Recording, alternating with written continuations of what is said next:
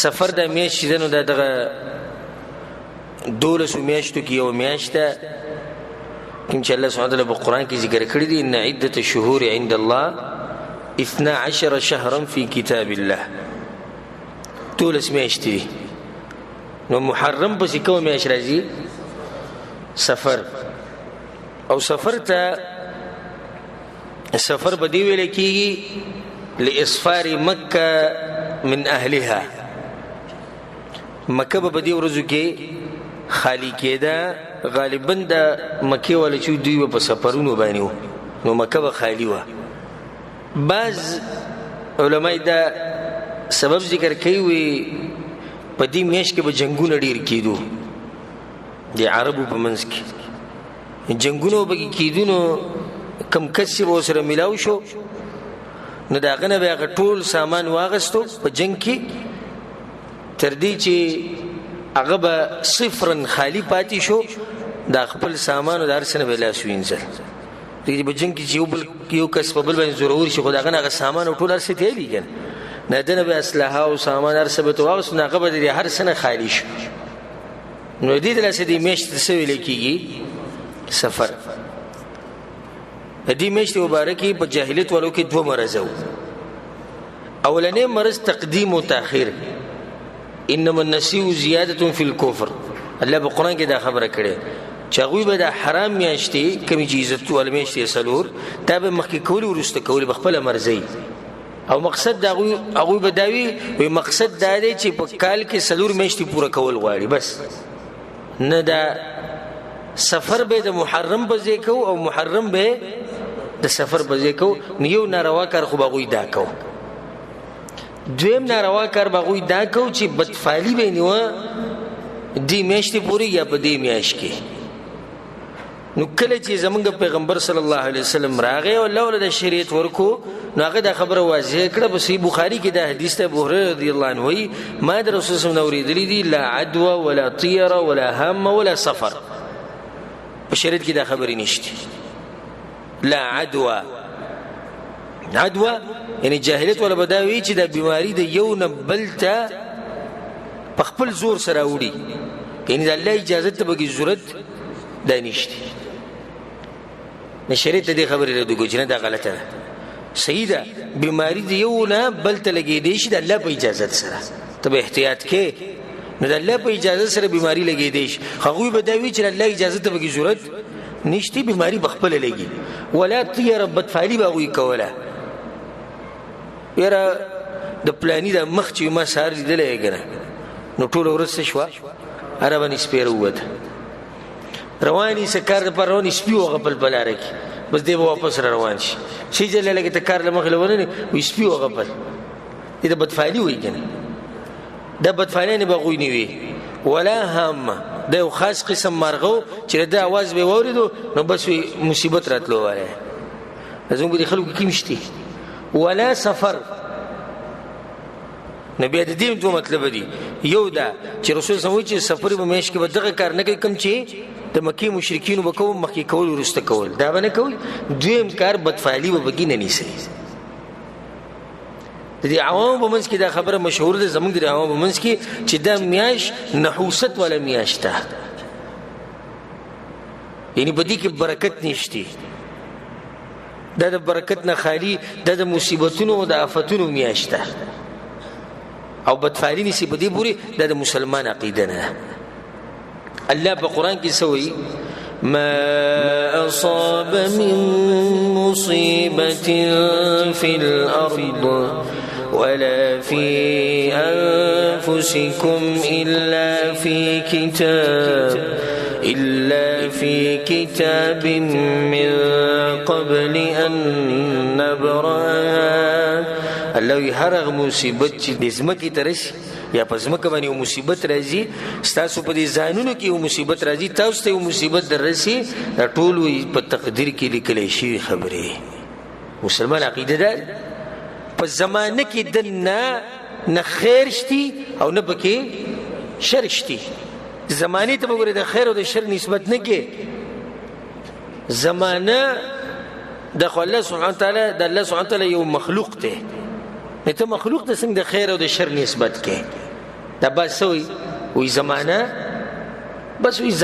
بس خراب شوی ځکه یو شاعر وی نعيب زماننا والعيب فينا وما لزماننا عيب سوانا وی منګه چې دی لګو عیب لګو په زمانه باندې چې زمانه کته او زمانه برا شاعر وی زمانه کې هیڅ عیب نشته خو په زمانه کې منګه یو ټول خبره دقه ده عیب په من کې کمې ځاتې په من کې هم دغه نور دغه سپومې د صحابه کرام په وخت کې وکنو دغه ورځي د اپټې د ورځي دغه میاشتې دغه کلونو هم هغه میاشتې او کلونو وسو نو وسته زمانه بدل زمانه نه بدلی خلق بدلی نو ته د مسلمان عقیده نه چې دی به یو وخت یو زمانه ته د شر او د خیر نسبت کوي په اختصار سره د دې بعض عوامو یو څو بدعات ته بیانوم چې هغه په دې میش کې وي کوي د ټول ناروا کارونه بعض خلک سکه په دې میش کې د دې میش اخرنی هفته او باغی کې د بوت ورځ په دې میش کې چې کوم سلورم هفته دغه د بوت ورځ او د بوت په ورځ باندې د ساخ په وخت کې سلور رکعات مونږ وکړي باقي کې به سورۃ الکوثر ولس پیری وي سورۃ الاخلاص په 50 پیری وي او قل اعوذ برب الفلق او قل اعوذ برب الناس دا به دو پیری وي او صدقه وبدغه ورسمه ډیره ورکه ولي وای ځکه چې د اخرنی بوت باندې په د اخرنی هفته کې 300 مصیبتونه راکوزي سو مصیبتونه 300 ټول په دغه ورځ راکوزي نو دې مصیبتونو د بچ کېدو طریقه هغه ده د دې خبرې هیڅ حیثیت په شریعت کې نشته د بدعت ناروا کار دي نه په قران کې شته نه په حدیث کې شته نه د دین د مشرانو نه نقل له خباز خلک د دې مبارک منګړت روایت وې د دې میاشتې مبارک یو روایت مشهور کړي د بعضو خلکو وی پیغمبر وی چې من بشرنی بخروج سفر بشرته بالجنه چې مال زیره را کوجره سفر میش ختمه شوی ده نو زول د جنت زیره ورکوم دا منګړت روایت د دې حقیقت نشته غټ بدعت چې بده میش کی هغه د بدعت التشاؤم دی بدفالینی و او دې خبري وضاحت ما مخکې وکړو چې فائدہ او نقصان ټول د چا بلاس کی هغه د رب العالمین بلاس کی دا غي نسبت میاشتو ته کول دا ناروا کار دی یو خبر ده بعض عوام په دې میش کی په دې میش کې به سفر نه کې د سفر په میش کې به سفر نه کې ځکه د میاشت نحوست میاشت وی ولیاذ بالله ګوره دیږي نحوست او د هرڅه د مصیبتونو دی نسبت دی میاشت کوي خباز خلکو خاص دعاګانی جوړی کړی او دغه نسبت شریعت ته کوي او په شریعت کې د یو دعا نشتی خاص چې هغه د سفر میاشت لپاره بعض خلک په دې کې او په دې میاشت کې وا خوشالیان نه کې مناسبات او د سیسه ودونه شو خوشاله شي دا په دې میش کې نه کې خباز خلک سوي وینا خوشالي وکي ولي وځکه چې په دې میش کې چې سو کې د بر سره هر کال کې ته سوري دی کني لکه مثال استاد لاس نه پیاله راولیدا ماته شو د سفرې په میش کې نه دا به تاسو هر کال د سفرې په میش کې ستاسو کور کې خوشحالي رااله سفرې په میش کې نه دا به هر کال د سفرې په میش کې ستاسو کور کې خوشحالي راځي غم راغی څوک مرش نو ځکه د سفرې په میش کې چې اگر غم راشي زموږ د خلک بیا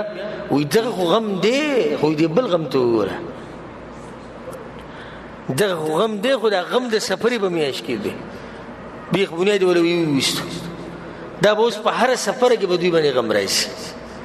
او دا ټولي پالتو خبري خاباز عوام دا وای چې په دې میاش کې پیریان ډيري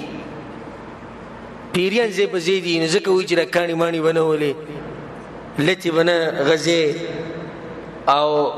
د شړو مړو ته ډیر نظر راځي د شپې بنوځي روزي د پابندۍ لګولې ولې ځکه چې دې میاش کې پیریان چې دا د خوري او به چې سفر ختم شي د سفر د میش د تزویدي له مشران بیا د کورو د ګوټونو د دیوالونو د سنډي په دې کپړو په دغه باندې وي د پیران ته یوزي بس ته وسو استاد سره خلاص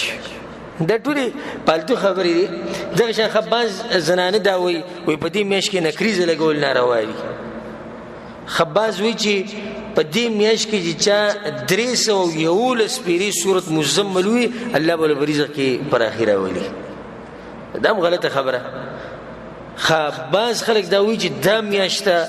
په مړو باندې ډیره سخته میاشت او دا بې سنده خبره. په مړو باندې ولیعوذ بالله چې جهنمي نو هره میاشت پې سخته ده. الله دې موږ ساتي. او چې جنتي نو هېڅ سختي پې نشته. چې ته وایې چې دا میاشت په مړو سخته ده نو بیا چې کوم جنتیان دي په هغوی هم سخته ده نو دا کمزوري خبره. خباز خلک دا 14 تاریخ ذکر کوي وایي په دې کې خاص ورځ دقه ده. دا مصیبتونه په 14 تاریخ راځي. دا به کې موږ اورېدلي دي بعضونه. او غالبا دا وایي کوم چې جاهلان عوام دي